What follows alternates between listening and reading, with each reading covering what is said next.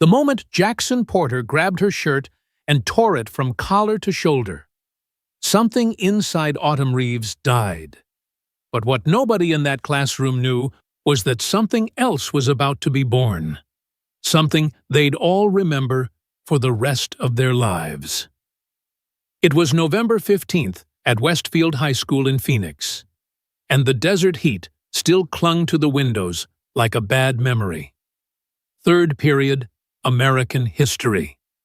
Mr. Hernandez had just been called to the principal's office for some emergency, leaving 32 teenagers alone in a room that suddenly felt too small, too hot, too dangerous. Autumn sat in the back corner, same seat she'd claimed since sophomore year started. She kept her head down, focused on the portrait she was sketching. It was a soldier's face, weathered and kind, meant to be a gift for Mr. Hernandez on Veterans Day. Her pencil moved in careful strokes, bringing life to the paper the way she never could bring life to conversations. That's when she heard it, the scrape of a chair, the swagger in footsteps she'd learned to recognize without looking up. Jackson Porter, 6'3" of basketball glory and cruel intentions, was making his way toward her. "Well, well, what do we have here?" His voice dripped honey over poison. Little Autumn, drawing her little pictures again. She didn't respond. Her mother had taught her that. Bullies feed on reactions. Baby, don't give them what they want. But her hand trembled slightly as she tried to add another shadow to the soldier's jaw.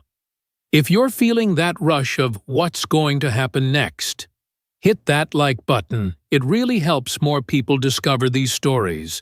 And if you want to share where you're watching from, drop it in the comments below. For those who want to support more stories like this one, there's a thanks button right under this video.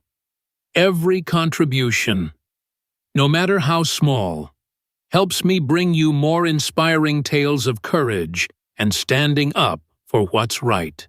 Thank you for being here. Now, let's see what happens when push comes to shove.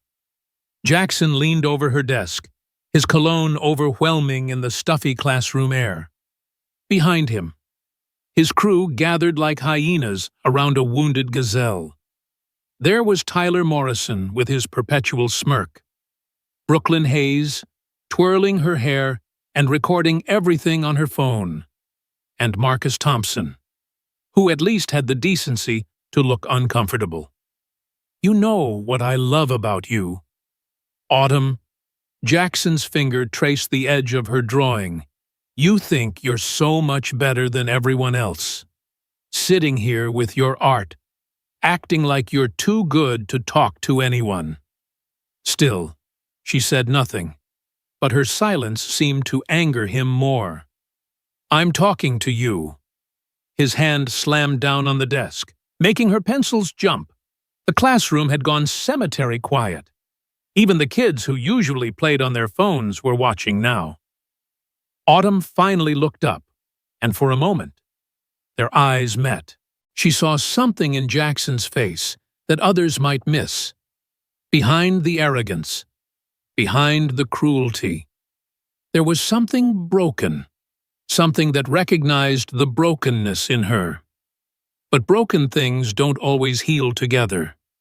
Sometimes they just create more sharp edges.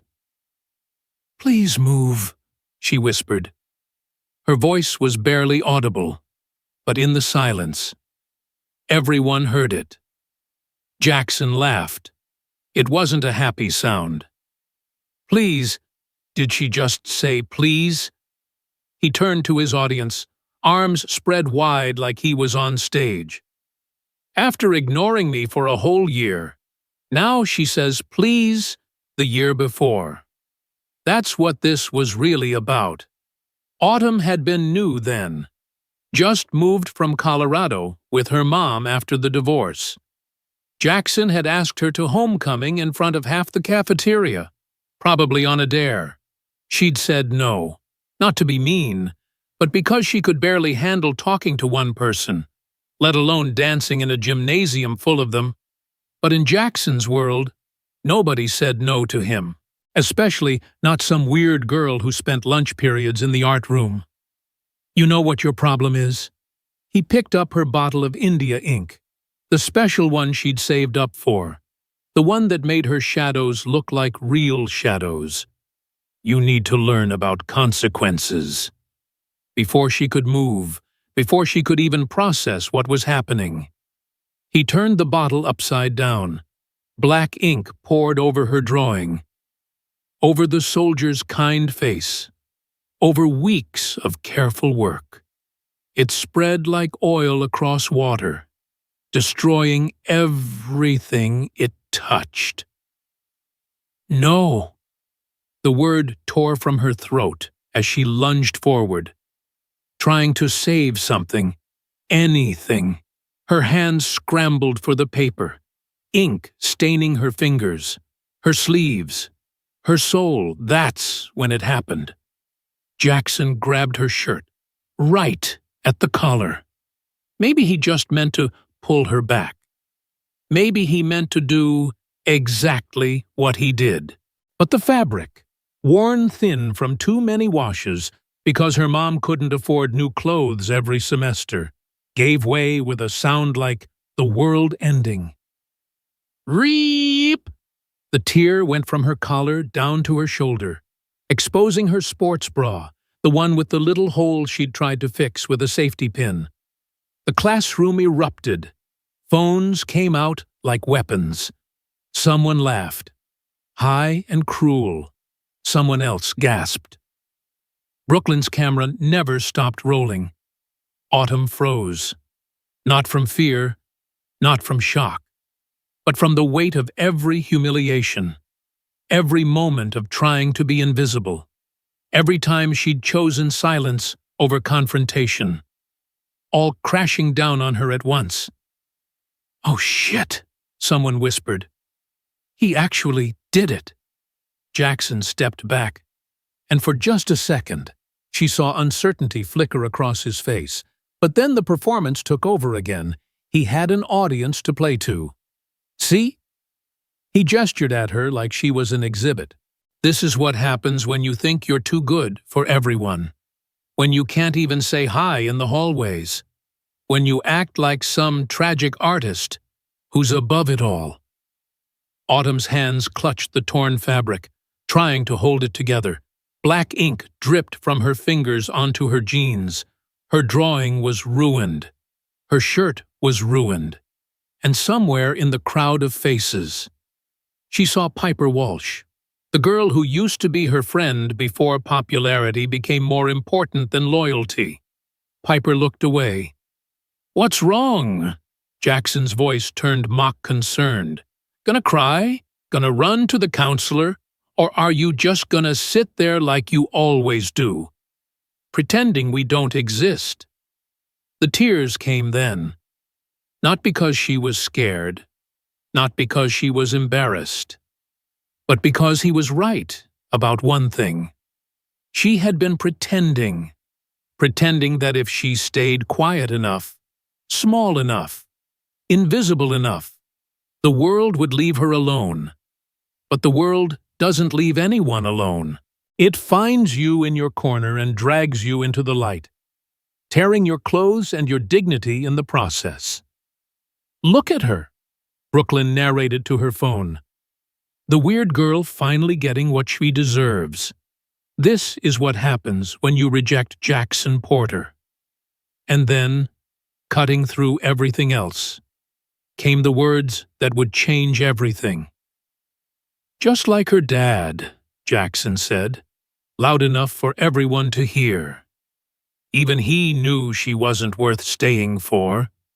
The classroom went silent again. Even Brooklyn lowered her phone. Autumn's father had left when she was 10. Just packed up one Tuesday morning and never came back. No explanation. No goodbye.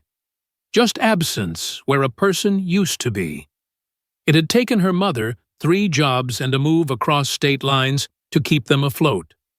And somehow, Jackson knew, in a school of 2,500 students, somehow he'd found her deepest wound and pressed his thumb right into it.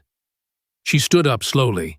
The torn fabric fell away from her shoulder, but she didn't try to hold it anymore.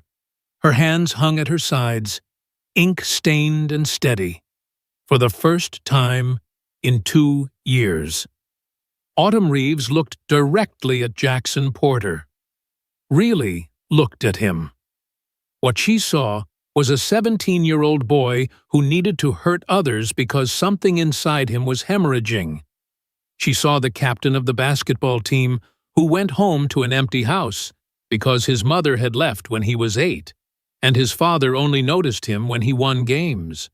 She saw someone who attacked first, because being rejected again might actually kill him.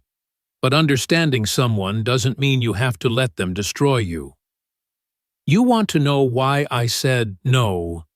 Her voice was different now, quiet but clear, like water running over stones. It wasn't because I thought I was better than you. Jackson blinked. This wasn't in his script. It was because I could see exactly what you were. She continued. Someone so terrified of being left that you have to make everyone else feel worthless first. Someone who hurts people because it's easier than admitting you're hurt. Shut up, Jackson said. But there was something uncertain in it now. You know what the difference is between your mom leaving and my dad leaving. Autumn took a step forward. The crowd parted like she was contagious. I didn't let it turn me into someone who tears other people apart. I said, shut up. Jackson's face had gone red, his fists clenched. You want me to react? You want me to give you a show. Another step. Fine, but not the show you're expecting. What happened next would be debated in Westfield High hallways for years. Some swore they saw her smile. Others said her eyes went completely black. But everyone agreed on what she did. Autumn Reeves, the quiet girl, the weird girl, the girl who spent 3 years training in Muay Thai because her mother believed women should know how to defend themselves, shifted her weight to her back foot. It was a movement so small most people missed it. But Marcus Thompson, who'd been watching MMA since middle school, saw it, and his eyes went wide. Jackson, Marcus said quietly. Dude, step back. But Jackson Porter had never stepped back from anything in his life. He moved toward her, hand raised like he was going to push her, or grab her again, or do something to regain control of the situation that was spiraling away from him. The classroom held its breath. Have you ever been in a moment where time seems to slow down, where you can feel the world balanced on the edge of a knife? That's where they were. 32 teenagers in a room that smelled like dry erase markers and teenage desperation, waiting to see which way the universe would tip. But I should probably tell you about Phoenix in November. How the heat makes people crazy, even when it's supposed to be fall. How the desert gets into your blood and teaches you that everything beautiful has thorns. How Autumn's mother had chosen this place to start over because she said the desert was honest about being harsh, unlike people who pretended to be kind. I should tell you about the nights Autumn spent in their converted garage, her mother teaching her to throw punches and take hits. Not because she wanted her daughter to fight, but because she wanted her to know she could. The world's not kind to quiet women, her mother would say, wrapping Autumn's hands. But that doesn't mean we have to be victims. I should tell you about all of this. But Jackson's hand was already moving, and Autumn's body was already responding. And sometimes the most important moments in our lives happen faster than thoughts. His hand came toward her face, maybe to push, maybe to grab, The intent didn't matter anymore. Autumn moved like water finding its way downhill.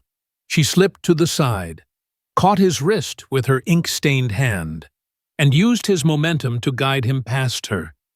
It should have ended there. A simple redirect. A message sent.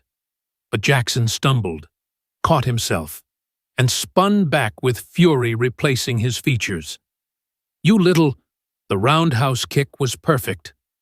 Her mother would have been proud. Hip turned over, leg extended, foot connecting with the sweet spot just below his ear. Not hard enough to do real damage, but hard enough to shut down his nervous system for a few seconds. Jackson Porter, star shooting guard, king of Westfield High, crumpled to the linoleum like someone had cut his strings. The silence that followed was cathedral deep. Then Brooklyn's phone clattered to the floor. Then someone whispered, "Holy shit!" Then everyone was talking at once. But Autumn wasn't done. She knelt beside Jackson, who was blinking up at the ceiling, trying to figure out which way was up. "You were right about one thing," she said, voice steady as stone. "I do think I'm better than this. Better than hurting people for sport. Better than making others feel small so I can feel big. And you know what? That's not arrogance. That's just basic human decency." She stood, looked around the room at faces she'd ignored for 2 years. Some were shocked. Some were impressed. Some were already typing on their phones. But a few, just a few, were looking at her with something like recognition, like they'd been waiting for someone to say what she'd just said. "You recorded all of this?" she asked Brooklyn, who nodded mutely. "Good. Make sure you include the part where he destroyed my art, the part where he tore my clothes, and the part where he came at me first." She paused. "Or I'll make sure everyone sees the video from last year. You know the one." Brooklyn's face went white. She did know the one. The video from the party where she'd cried in the bathroom about her eating disorder, where Autumn had been the only one to help her, to hold her hair back, to promise not to tell anyone. The video Brooklyn didn't know existed, but wouldn't risk finding out. "Delete it," Brooklyn said to everyone who'd been recording. "Now, all of it." "But," Tyler started, "now—" Brooklyn's voice cracked. She looked at Autumn with something almost like gratitude, almost like understanding. That's when Mr. Hernandez walked back in. He took in the scene, Jackson on the floor, Autumn with her torn shirt and ink-stained hands, the cluster of students with guilty faces and hidden phones, and his expression darkened. What happened here? For once, the silence broke in Autumn's favor. It was Marcus who spoke first. "Jackson attacked her. Mr. H, we all saw it. She was just defending herself."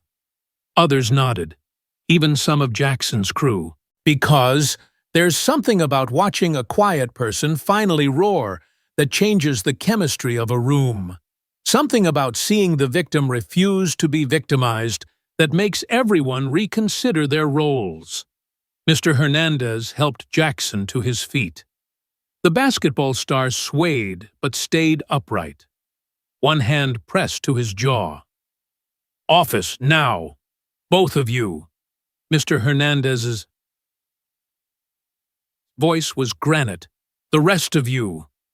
Phones on my desk. Every single one." As they filed out, Autumn caught Piper's eye. Her former friend had tears running down her cheeks, smearing her carefully applied mascara. "I'm sorry," Piper mouthed. Autumn nodded. Not forgiveness, not yet, but acknowledgement. Because understanding someone's weakness doesn't mean you have to carry it for them. "Let me know if this reminds you of someone. Maybe someone who needed to hear that they don't have to be a victim. Maybe someone who's been silent too long." Because here's what Autumn learned that day in the desert heat of Phoenix. Sometimes the most powerful thing you can do is refuse to play the role they've written for you. Sometimes you have to tear up the script and write your own ending. But that ending. And what happened in Principal Morrison's office? And how the video that did surface changed everything at Westfield High? Well, that's a story for another time. For now, just know that Autumn Reeves walked into that classroom as one person and walked out as another. And sometimes, that's how revolution starts. Not with crowds and banners, but with one person saying enough and meaning it. The desert teaches hard lessons, but it also teaches that things that bloom in harsh conditions have the deepest roots. And Autumn Reeves, the girl who'd been transplanted against her will, was finally ready to bloom. Her shirt was torn. Her art was ruined. Her hands were stained with ink that would take days to fade. But she was still standing. And, in the end, that's all that mattered. The walk to Principal Morrison's office felt like crossing the desert on foot. Every student in the hallway stopped to stare. Word travels fast in high school, faster than wildfire in Arizona brush. By the time Autumn reached the administrative wing, everyone knew that the quiet girl had dropped Jackson Porter with a single kick. Mr. Hernandez walked between them like a referee keeping fighters apart. Jackson stumbled once, caught himself against the wall, and shot Autumn a look that should have been anger but came out as something else entirely. Fear, maybe, or respect. Sometimes they look the same on a 17-year-old face that's never been on the losing side before. Principal Morrison was a small woman who wore authority like armor. She'd been running Westfield High for 15 years. Had seen everything from bomb threats to teen pregnancies to the time someone released 300 crickets during standardized testing. But even she paused when she saw them walk in, Jackson with a swelling jaw, Autumn with her torn shirt and ink-stained hands like she'd been finger-painting in hell. "Sit," she said. It wasn't a request. They sat. The office smelled like coffee and disappointment, the same way principals' offices have smelled since the invention of education.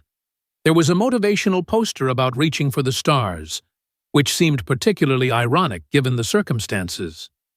"Mr. Hernandez," Principal Morrison said. "Report." He laid it out clean and simple. The destroyed artwork, the torn shirt, the physical confrontation. He didn't editorialize, didn't take sides. Just facts lined up like evidence in a court case. "Is this accurate?" Morrison asked Jackson.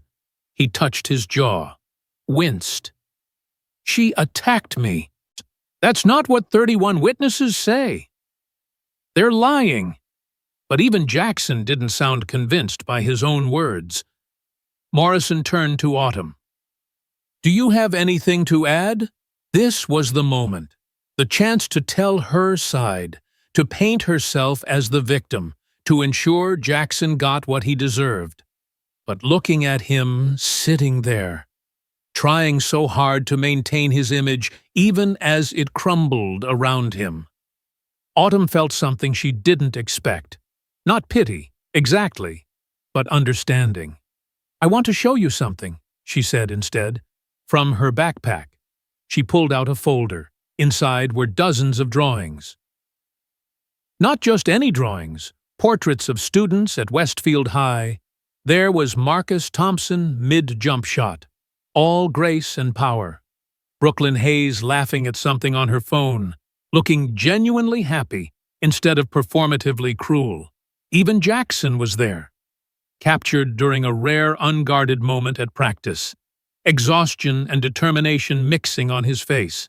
"I've been drawing everyone," Autumn said quietly, "for 2 years, not because I thought I was better than them, but because I was trying to understand them, trying to see what made them, them."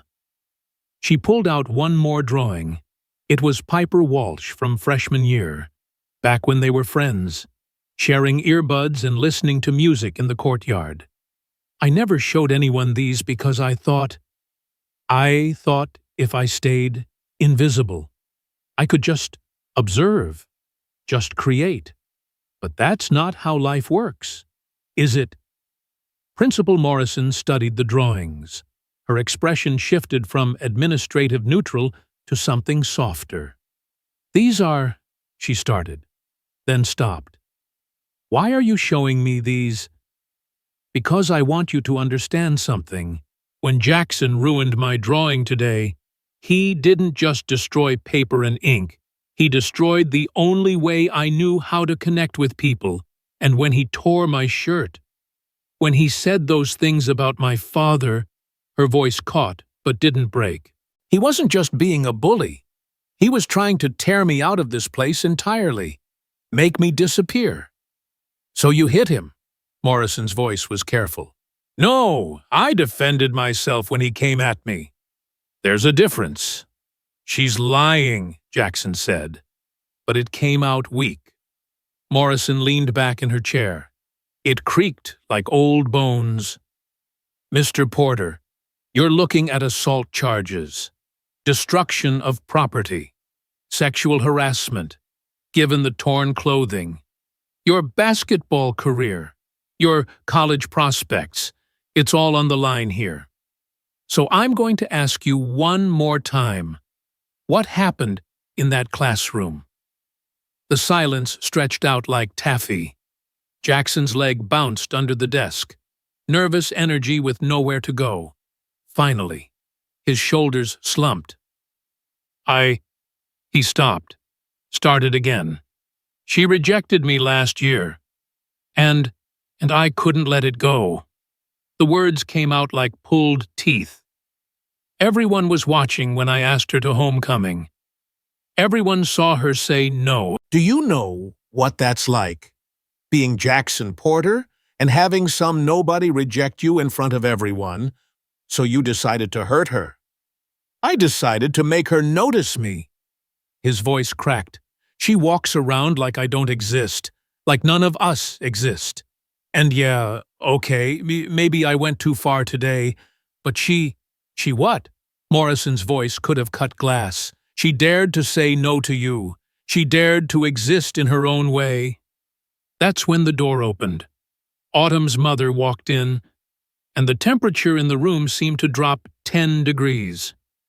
Diane Reeves was 5'4" of controlled fury. She wore scrubs from her shift at the hospital, her name tag still clipped to her pocket.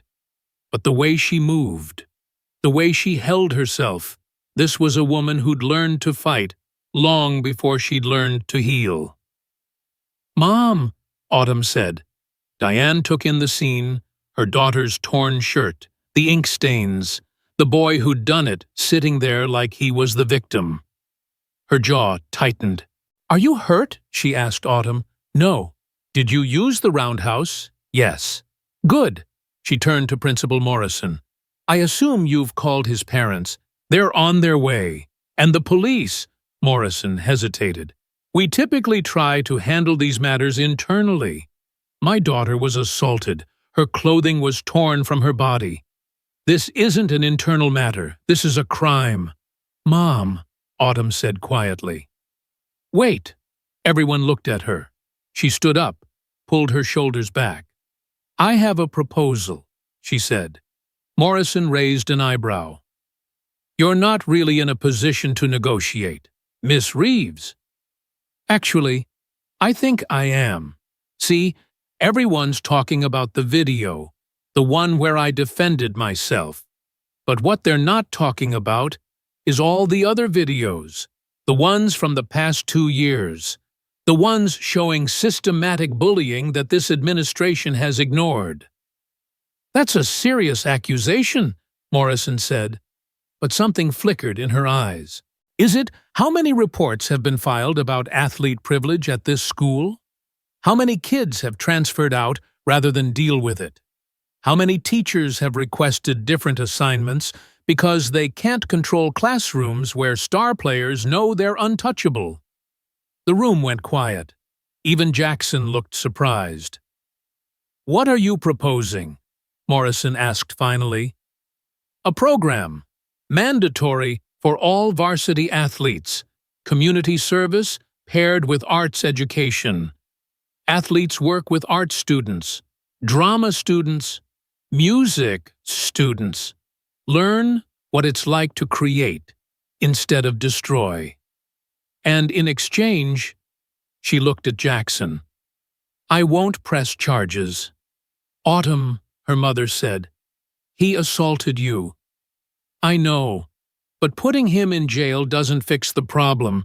It just makes him a martyr to all the other Jacksons waiting in the wings." Morrison considered this. "And if Mr. Porter refuses, then we do this the other way. Police, lawyers, media attention about how Westfield High protects predators as long as they can shoot a basketball." "That's blackmail," Jackson said. "No," Autumn replied. "That's consequences." The door opened again. Jackson's father entered like a thunderstorm in a $1,000 suit. Richard Porter was everything his son was trying to become. Successful, commanding, utterly certain of his place in the world. "What's this about?" He didn't look at his son, just at Morrison. "I'm in the middle of a deposition." Morrison started to explain, but Autumn cut her off. "Your son tore my shirt off in class because I wouldn't date him." Richard Porter finally looked at Jackson. Something passed between them, something cold and disappointed and familiar. "Is that true?" Jackson couldn't meet his father's eyes. It wasn't like that. "Then how was it?" Silence. Richard turned back to Morrison. "What are the damages?" "I'm sorry." Morrison blinked. "The shirt, the artwork. What's the monetary value? I'll write a check." "Dad?" Jackson started. "Quiet. You've embarrassed me enough." And there it was, the root of it all, exposed like a nerve. Autumn saw it clearly now. Jackson wasn't just a bully. He was a boy, desperately trying to matter to a father who saw him as an investment portfolio. Win games. Get scholarships. Don't embarrass the family name. No wonder he couldn't handle rejection. He'd been living with it his whole life. "We don't want your money," Diane said quietly. "We want change." "Change," Richard laughed, but there was no humor in it. "My son makes one mistake, and you want to revolutionize the whole school. One mistake." Autumn stood up. "Mr. Porter, your son has been terrorizing students for 3 years. This isn't one mistake. This is a pattern, and it ends today." She turned to Jackson. "You want to know the real reason I said no to homecoming? It wasn't because I thought I was better than you. It was because I could see how broken you were, how angry, how desperate for approval. And I knew that dating you would mean trying to fix you. And I'd already spent 5 years trying to fix my father before he left. I wasn't going to make that mistake again." The room went still. Jackson's face had gone pale. "But here's what I learned today," Autumn continued. "I can't fix you. No one can. You have to fix yourself. And maybe, just maybe, if you spend some time learning to create instead of destroy, learning to build instead of tear down, you might figure out how." "This is ridiculous," Richard said. "We're leaving. I'll have my lawyer contact you about—" "No." Everyone turned to look at Jackson. He was standing now, swaying slightly, hand still pressed to his jaw. "No, Dad, she's right." "Excuse me? She's right. I'm messed up. I hurt people because—" He stopped, swallowed hard. "Because it's easier than feeling hurt myself, and I'm tired of it." Richard's face went through several colors. We'll discuss this at home. No, we won't. Because you won't be home. You'll be at the office, or traveling, or anywhere, but actually talking to me. Jackson's voice was steady now. When's the last time you asked me about something other than basketball? Dad, when's the last time you actually saw me? This is neither the time nor the place. It's exactly the time and place, because if I don't say it now, in front of witnesses, you'll pretend it never happened, just like you pretend Mom never happened. Richard Porter's face went stone cold. We're leaving. Fine, leave. It's what you do best. Jackson turned to Morrison. I'll do it. The program. Community service. Whatever. I'll do it. His father stormed out without another word. The door's slam echoed through the building. Jackson sank back into his chair. For the first time since Autumn had known him, he looked his age, just a 17-year-old kid carrying too much weight. I'm sorry, he said quietly. About your shirt, your drawing, your dad. Everything. I'm sorry. Autumn studied him for a long moment. Sorry doesn't fix anything. I know, but it's a start. Principal Morrison cleared her throat. Well, this has been unexpected.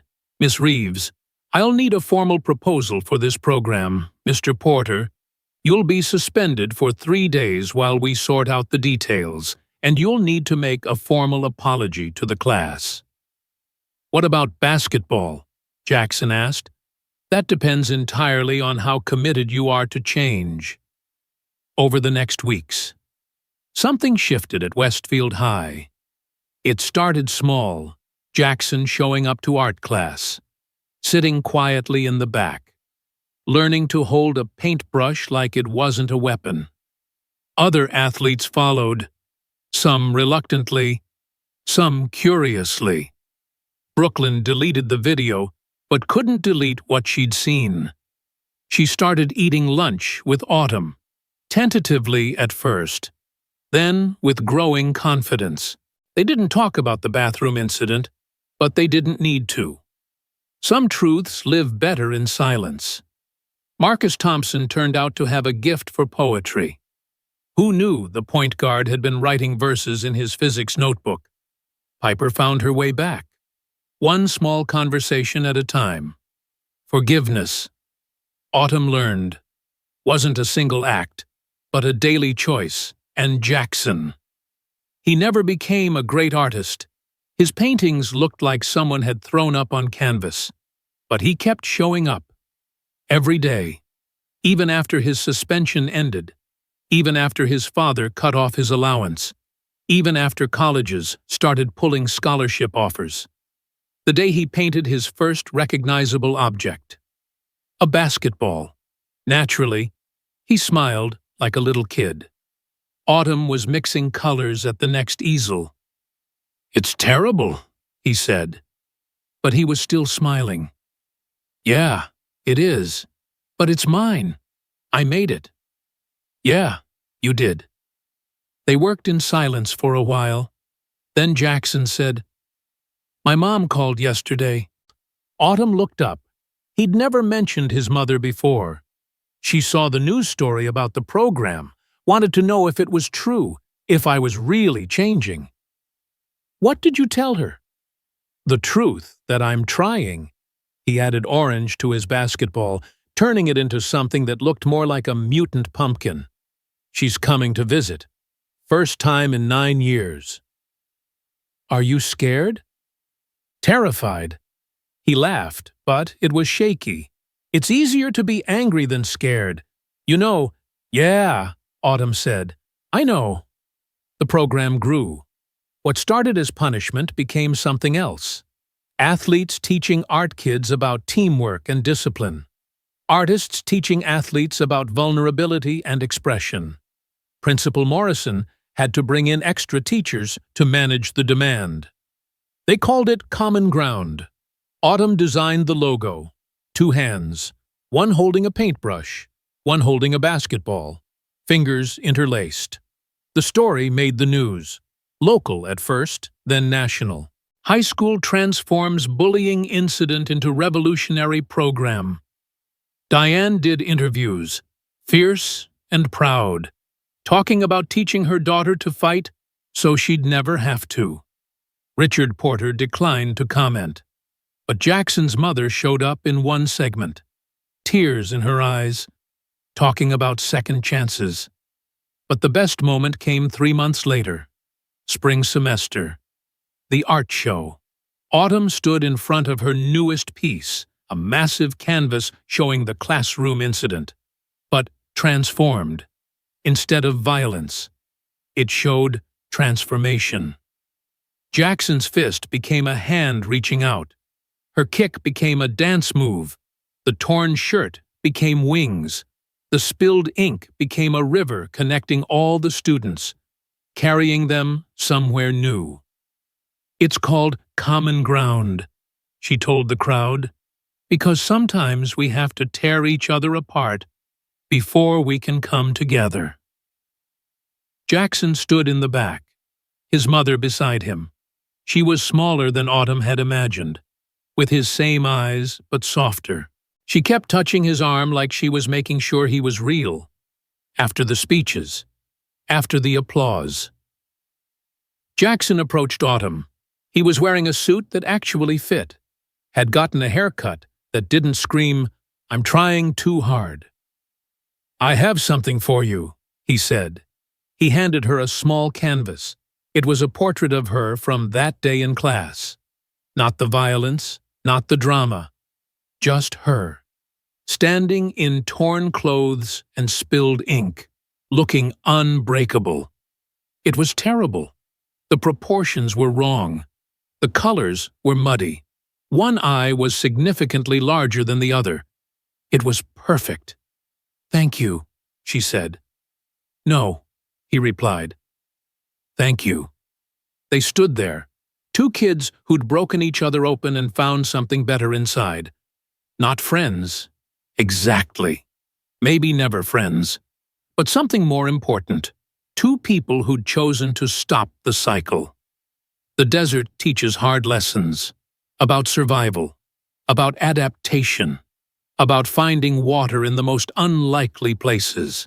But the hardest lesson it teaches is this: sometimes you have to destroy something completely before something better can grow in its place. Autumn Reeves learned that lesson in November, in a classroom that smelled like fear and ink and transformation. She learned it again at the spring art show, surrounded by people who'd found their own common ground. And if you drive past Westfield High today, you'll see her mural on the gym wall, 2 figures facing each other, one raising a fist, one raising a brush, frozen in the moment before impact. But if you look closer, you'll see that they're not about to fight. They're about to create something new. The inscription reads, "In memory of who we were, in honor of who we're becoming." It's signed by 200 students, athletes and artists, bullies and victims, kids who learned that sometimes the most revolutionary act isn't fighting back. Sometimes it's refusing to become what tried to break you. Sometimes it's teaching your enemy to paint. And sometimes, just sometimes, it's realizing that the only enemy you ever really had was the person you were afraid to become. Autumn Reeves still sits in the back of the classroom, still quiet, still observing. But now, when people look at her, they don't see a victim or a fighter or a hero. They see an artist who painted a better world with her choices. And in the end, isn't that what we're all trying to do? Take the torn places, the spilled ink, the broken parts, and turn them into something beautiful. The desert knows. It's been doing it for millions of years. And now, So does Westfield High. Some nights, when the Arizona moon hangs low and silver over the desert, Autumn still dreams about that November day, not with fear or anger, but with something like gratitude, because that was the day she learned the difference between being quiet and being silenced, between being peaceful and being powerless. Her mother was wrong about one thing. The world isn't unkind to quiet women. It's unkind to women who let their quietness be mistaken for weakness. And Autumn Reeves. She's still quiet, but now everyone knows that quiet can roar when it needs to. Sometimes the most powerful revolutions begin not with noise, but with the silent decision to never be torn apart again. Years later, when journalists came to document the Westfield miracle, they always asked Autumn the same question. What gave you the courage to fight back? She'd smile, that same quiet smile she'd worn in high school, and say, I didn't fight back. I just stopped fighting myself. The truth was more complex, as truth always is. That day in November hadn't made her brave. It had simply revealed the bravery that was always there, buried under layers of silence and self-protection, like sediment in the desert. Jackson went on to study social work. Of all things, his father never forgave him for throwing away his future. But his mother came to his graduation. He sends Autumn a painting every November 15th. Still terrible. Still perfect. Still trying. Brooklyn became a documentary filmmaker, her first project exploring bullying in American high schools. She interviewed Autumn for it, both of them crying as they revisited that day when everything changed. Marcus got his poetry published. Piper became a therapist. Principal Morrison retired early and now travels the country, helping schools implement their own versions of common ground. But the real legacy isn't in what those kids became. It's in what Westfield High became. A place where the art room and the gym share equal space. Where being different isn't a target on your back. Where kids learn that strength comes in many forms, and the quietest voice in the room might be the one that changes everything. Autumn still lives in Phoenix. She teaches art now, in the same classroom where her shirt was torn and her life was transformed. And sometimes, when a quiet kid sits in the back corner, trying to disappear, she sees herself, and she teaches them to draw their own wings.